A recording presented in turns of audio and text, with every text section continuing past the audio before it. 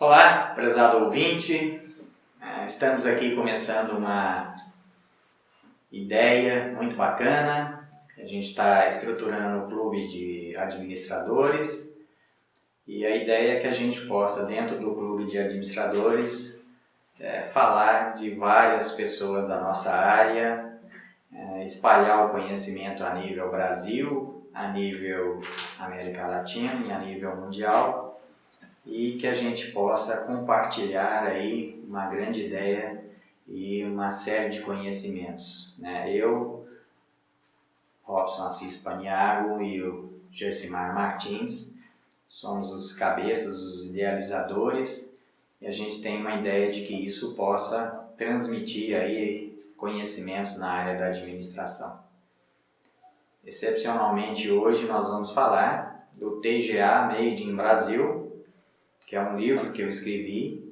TGA, para quem não conhece, é a Teoria Geral de Administração, e a gente vai falar da disciplina matriz do curso de administração. Na verdade, a ideia do TGA Made in Brasil é muito bacana. Ela surgiu num curso que eu estava ministrando na Universidade Federal de Viçosa, na área da administração, e um aluno levantou o dedo e me provocou. Na verdade, foi uma grande provocação. Ele falou assim: professor Paniagua, o senhor fica falando aí de teoria geral de administração, baseado em Taylor, Fayol, Peter Drucker e outros, mas eu gostaria de falar para o senhor que isso aí não é a minha realidade é Brasil. Eu lembro que no dia eu respondi ao aluno que ele tinha que ser uma pessoa globalizada, entender esse movimento mundial, mas eu fui para casa com muita calma e comecei a pensar no que o aluno tinha me provocado. Graças a Deus a UFV entrou em greve e foi aí que eu escrevi Teoria Geral de Administração, TGA Made in Brasil, baseado em modelos e personagens brasileiros. O TGA Made in Brasil, ele tem três grandes vertentes, três grandes motes, que eu vou aqui comentar com vocês. O primeiro mote é falar da teoria geral de administração baseado no futebol. Por que o futebol? Porque o futebol é a grande paixão dos brasileiros.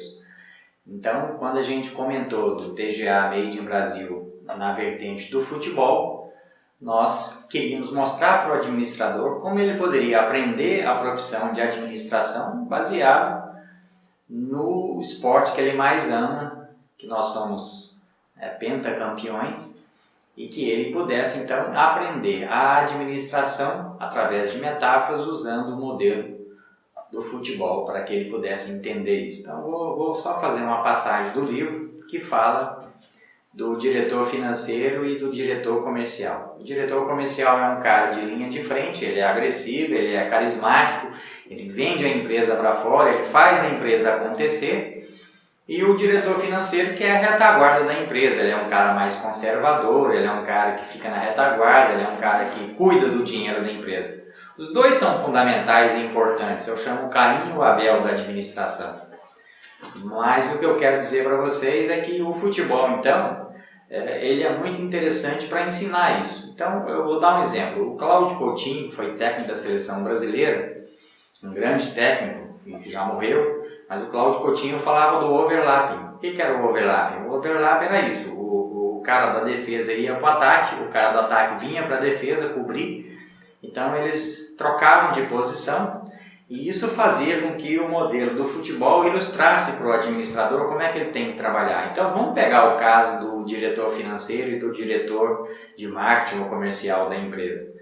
A minha ideia é fazer um overlap nesses dois profissionais. Pega o diretor de marketing ou diretor comercial, traz ele para o lugar do diretor financeiro, pega o diretor financeiro, põe ele no lugar do diretor de marketing ou diretor comercial. Vocês imaginem a riqueza para esses dois profissionais conhecerem o que cada um faz, porque um é agressivo, um é carismático, o outro é conservador. Você troca eles de posição para eles entenderem as dificuldades de cada profissão e ao mesmo tempo para eles poderem interpretar a administração sabendo que às vezes, mesmo que eu seja o cara da linha de frente, o diretor comercial de marketing, Eu tenho que entender a importância do diretor financeiro na vida da profissão e no meu trabalho. E vice-versa, né? O diretor comercial ou de marketing que é agressivo, entender a importância do diretor financeiro lá atrás, conservador, mas a importância dele porque ele segura o dinheiro, ele faz com que a empresa possa sobreviver, né? Tem um jargão da profissão da administração que fala do ponto de equilíbrio, do break-even point. E o que é o ponto de equilíbrio? A empresa precisa vender o produto, depois que ela coloca os custos variáveis e o custo fixo, o que ela tem que ter de lucro para que ela possa sobreviver. Esse cálculo é o diretor financeiro. Mas o diretor comercial ele também precisa entender que ele, estando na linha de frente, ele é de fundamental importância, porque não adianta ter um produto bom se eu não conseguir colocá-lo no mercado. Então, nesse sentido, o TGA Made in Brasil, ele veio no sentido de fazer com que a nossa profissão não seja uma profissão só norte-americanizada ou europeia, mas que seja uma profissão brasileira.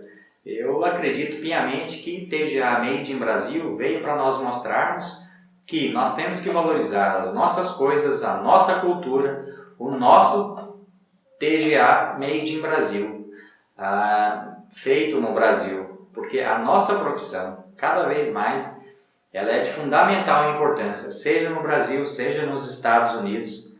27% dos alunos norte-americanos são da área da administração. No Brasil está crescendo cada vez mais, nós hoje já somos a maior profissão regulamentada no Brasil e com uma tendência que nós precisamos cada vez mais até de ter um presidente genuinamente administrador, porque a nossa profissão ela não só olha para o aspecto empresarial, mas ela olha para o aspecto de Brasil, do aspecto de que nós temos que valorizar as nossas coisas, as nossas forças, as nossas fortalezas, porque nós temos muitos bons administradores brasileiros. Posso até dar um exemplo real, hoje em dia, de um goiano como eu, que é o Henrique Meirelles, que foi presidente do Banco Central na época do governo Lula, hoje é ministro da Fazenda, e que eu tenho certeza, tem uma visão de administração muito boa e que nós possamos ter administradores competentes nos grandes órgãos de decisão do Brasil para que a gente possa fazer uma teoria geral de administração made in Brasil. A ideia de escrever o TGA é baseada em 3 grandes vertentes. A primeira que eu já comentei com vocês, que é o futebol, a segunda que é os empreendedores e a terceira que é os políticos. Não é qualquer político, eu escolhi políticos que eu acho significantes para entender a profissão e os empreendedores eu também posso comentar com vocês cada um deles. Então vamos começar com os empreendedores. Dos empreendedores eu me lembro que eu comecei com Francisco Conde de Matarazzo. Francisco Conde de Matarazzo foi um dos maravilhosos empresários que o Brasil já teve. Ele veio da Itália, naquele momento de crise na Europa. E ele aqui no Brasil montou mais de 360 empresas. Ele foi um empresário que aí teve diversos negócios diversificados e não só diversificados, como também negócios de toda a monta.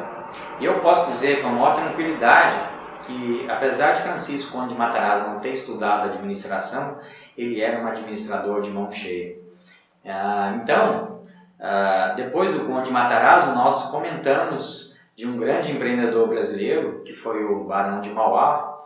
O Barão de Mauá foi um grande empreendedor e nós podemos dizer que o Barão de Mauá ilustrou grandes coisas para o empreendedor brasileiro. Por exemplo, ele tinha um banco, o Banco Mauá, que existiu na Inglaterra, em todos os países do mundo, na América Latina como um todo e na Europa.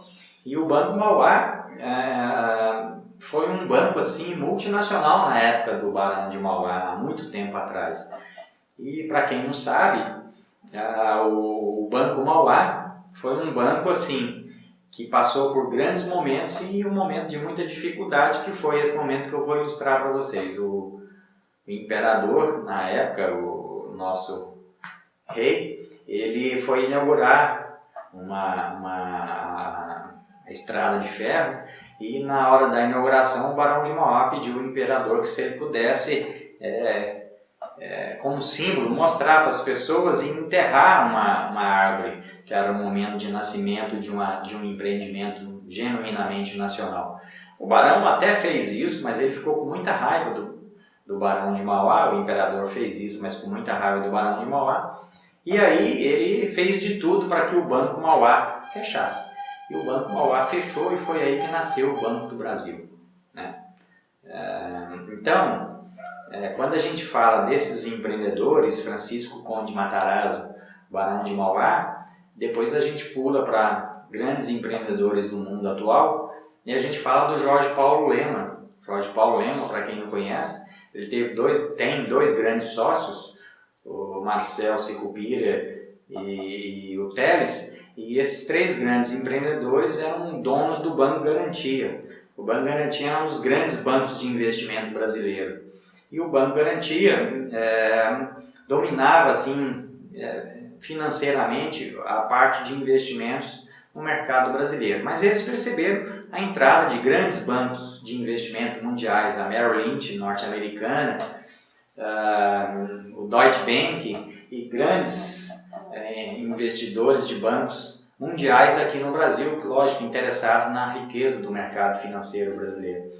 E os investidores do Banco Garantia, percebendo essa dificuldade de competir com grandes grupos internacionais, resolveram vender o banco, né? E venderam o banco com um grande retorno de investimento, e com esse retorno do investimento eles investiram em várias empresas, e uma delas foi a Brahma. Investiram na Brahma, e a Brahma, que era uma indústria cervejeira, estava sendo tentada a ser comprada por grandes grupos internacionais de cerveja, e a Antártica também estava sendo tentada a ser comprada. Em vez deles venderem os seus negócios, o Grupo Garantia resolveu fazer uma grande estratégia, e ele se juntou, Brahma e Antártica. Brahma e Antártica, Ambev, American Beverage, quer dizer, a maior cervejaria do Brasil e da América Latina. Não satisfeitos com isso, a Ambev, Brahma e Antártica receberam uma proposta de compra de uma empresa belga, a Interbrew. E a Interbrew belga propôs comprar a Ambev, mas a Ambev falou, não vendo para vocês, mas se vocês quiserem nós podemos se juntar. E aí que surgiu a Inbev, Interbrew mais Ambev, Inbev, e aí o grupo belga brasileiro, né? Não satisfeitos com tudo isso, a Inbev, belga brasileira, também recebeu uma proposta da Anheuser-Busch, norte-americana, uma grande cerveja que produz a Budweiser e várias cervejas norte-americanas, de adquirirem o grupo brasileiro, agora brasileiro-belga, a Ambev. Eles falaram também a mesma coisa, nós não vendemos a nossa empresa, mas se vocês quiserem nós podemos compartilhar o negócio. E aí surgiu a Ambev, a Anheuser-Busch, produtora da Budweiser, junto com Interbrew e Ambev, belga, brasileira, norte-americana. Bom, eu acredito que o Jorge Paulo Lemann e os seus dois grandes sócios colocaram dentro do negócio a Ambev o jeito Brahma de ser. Quer dizer, se você pegar a Ambev, o jeito Brahma preponderou dentro do jeito Ambev. Se vocês pegaram a Ambev, a Anheuser-Busch também preponderou o jeito Brahma. E se vocês pegarem a Anheuser-Busch, a Ambev também preponderou o jeito Brahma. O presidente mundial da Ambev é um brasileiro que veio da Brahma. O que eu quero dizer é o seguinte, na gestão, na cultura de administração, sempre tem que preponderar um jeito de negócio. E nesse jeito, a Ambev, que é uma cerveja mundial belga, brasileira e norte-americana, preponderou o jeito Brahma brasileiro. Por causa do Jorge Paulo Lemann, por causa do Teles e por causa do Sicupira, os três grandes empreendedores, foi esse jeito que preponderou no negócio. Quando a gente junta duas empresas, vou dar um exemplo só para vocês entenderem, Ford e Volkswagen fundaram aqui no Brasil uma empresa genuinamente, uma tentativa de juntar duas grandes empresas, Ford norte-americana e a Volkswagen alemã, e foi aí montada a Auto Latina. mas a empresa não sobreviveu. Por quê? Porque nem a Ford, nem a Volkswagen comandaram o negócio. Então, quando você junta grandes forças, alguém tem que estar com a sua cultura sendo implantada. Isso é administração de empresas. Portanto, se a gente está falando de TGA Made in Brasil, nós temos que mostrar o modelo brasileiro, e aí nós falamos da ideia do futebol e da ideia dos empreendedores, da ideia da Ambev, da ideia da Abimbev, né? E uma empresa genuinamente multinacional, porque o mundo hoje está mudando de uma maneira constante, de uma maneira profunda. E nós, empresas brasileiras, temos que ir para o mundo. Esse é o exemplo que eu dei para vocês. Nesse sentido, depois também, além de falar da empresa Francisco Conde Matarazzo com as suas grandes companhias, e de falar também das companhias que vieram da junção dessa empresa, nós também falamos de Roberto Marinho, hoje que já morreu, mas que fundou a Rede Globo, que hoje é um canal de comunicação a nível mundial. A Rede Globo hoje está em quase todos os países do mundo. É um jeito brasileiro sendo transmitido internacionalmente, né? Do mesmo jeito que Hollywood fala muito bem da cultura norte-americana, nós temos a Rede Globo falando muito bem da cultura brasileira. E eu acredito que isso é de fundamental importância. Nós temos que ter conglomerados de comunicação genuinamente brasileiros, contando da nossa cultura, contando do nosso Brazilian Way of Life, né? Do mesmo jeito que as empresas americanas são contadas e disseminadas por Hollywood. Então eu acredito que a segunda vertente que eu estou comentando, que é a vertente dos empreendedores, Francisco Conde Matarazzo, Jorge Paulo Lema, Roberto Marinho e Barão de Mauá, que eu já comentei, e a gente aí tem vários empreendedores brasileiros, tanto do passado, quanto do presente, quanto do futuro. O Brasil é um país que tem uma característica muito forte de pessoas empreendedoras essas que têm um futuro muito grande para mostrar para o mundo o Brazilian Way of Life. O TGA Made in Brasil tem esse aspecto de a gente fortalecer a marca brasileira a nível mundial. Se a gente pegar, por exemplo, o exemplo do Japão, que mundialmente falando, em 1960 o produto japonês era um produto assim, de categoria baixa, o japonês, depois das grandes guerras que ele perdeu, percebeu que a única opção que ele tinha de sobreviver e de sobressair seria investir pesado na educação. E aí nós temos aí o Made in Japan forte, e aí surge Honda, Toshiba, a Sony e diversas, Toyota, que foi um grande modelo automobilístico, e aí a gente tem aí uma parcela muito forte de empresas japonesas, através da educação, transformando e fazendo o Made in Japan ser fortalecido a nível mundial. Eu acredito que o Brasil, por ser o líder do Cone Sul, nos Estados Unidos no Cone Norte, nós temos a obrigação de desenvolvermos um modelo Made in Brasil, um modelo que fortaleça a marca brasileira. Aliás, o clube dos administradores, que eu e Gessemar Martins estamos estruturando, tem uma ideia de ser colocado a nível português, a nível espanhol e a nível inglês, para que a gente possa espalhar as ideias da teoria de administração brasileira a nível nacional, a nível América Latina e a nível internacional, Europa e todos os países asiáticos e o mundo inteiro que entendam de língua inglesa, porque eu entendo cada vez mais a importância da gente estar aqui no Brasil, mas sermos globalmente reconhecidos, e um líder tem esse papel de colocar as suas ideias tanto no seu lado quanto nos outros lados do mundo. E a terceira vertente do TGA Made in Brasil é a vertente que nós já comentamos. A primeira vertente, que é a vertente do futebol, que o brasileiro é um técnico, ele já nasce técnico de futebol, ele entende de futebol profundamente, nós somos pentacampeões, e aliás, se a gente tivesse empresas de futebol que se virassem uma sociedade anônima, nós teríamos um diferencial muito forte.